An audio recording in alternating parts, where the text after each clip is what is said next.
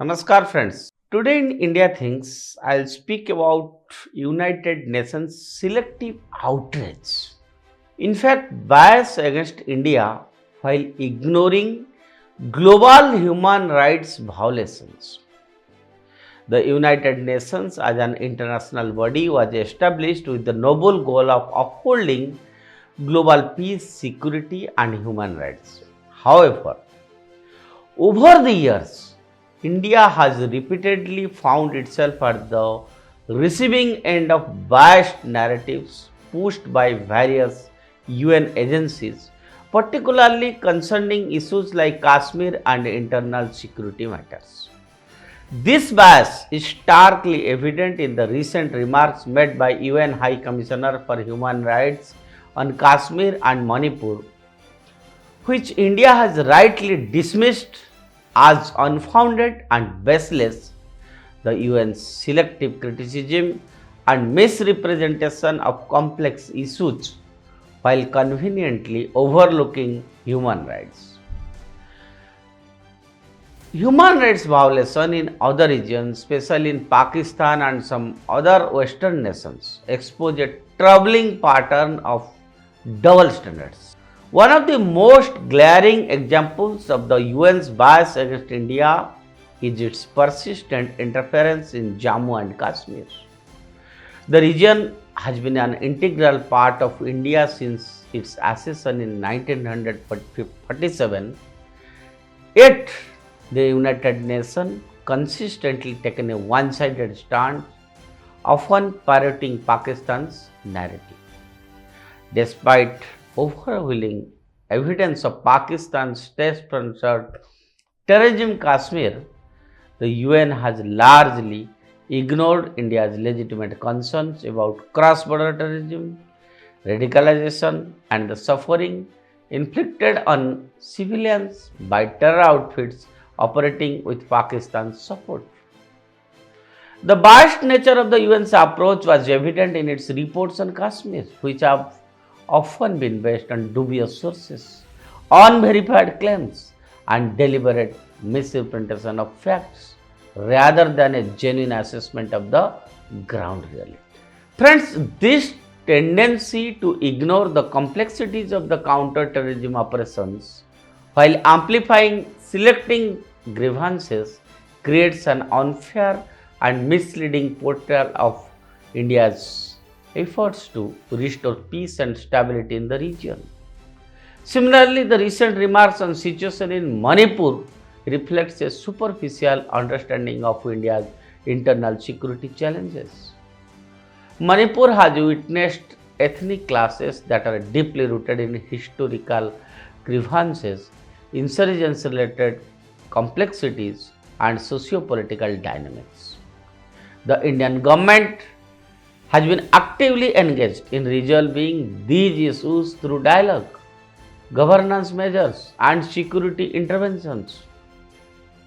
However, instead of appreciating India's efforts to address internal conflicts through democratic and constitutional means, the UN has chosen to present a distorted picture, ignoring the proactive steps taken to restore peace and stability. This selective outrages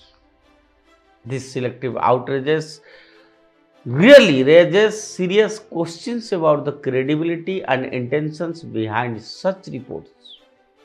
In stark contrast, the UN has displayed remarkably leniency when it comes to human rights violation in Pakistan. The human rights situation in Pak-occupied Jammu and Kashmir and the Gilgit and Balochistan remains dire, with reports of enforced disappearances, torture, corruption, freedom of speech, and targeted attacks on political activists. Yet, the United Nations has failed to make any action. They really failed to take any actions or substantial action, I can say, on issue strong condemnations against Pakistan. The plight of minorities in Pakistan, if one looks, including Hindus, Sikhs, and Christians, and even Shia Muslims and Ahmadis who face systematic persecution, forced conversions, and mob violence is well documented.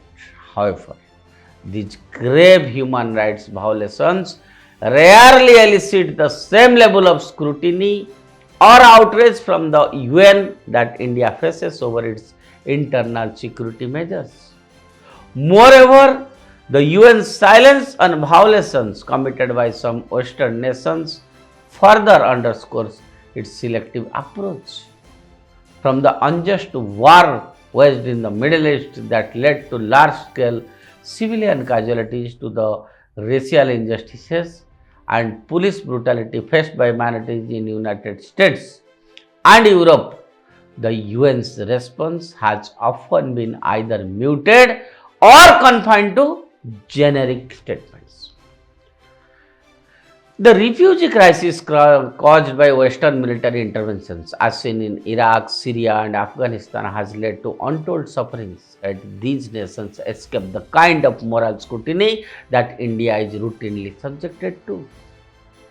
This glaring hypocrisy raises pertinent questions about whether the UN's human rights mechanisms are truly impartial or merely instruments of geopolitical influence. As everybody knows that India has time and again demonstrated its commitment to human rights, democratic values, and inclusive governance. Unlike many nations that suppress dissent through authoritarian measures, India remains a thriving democracy where issues are debated.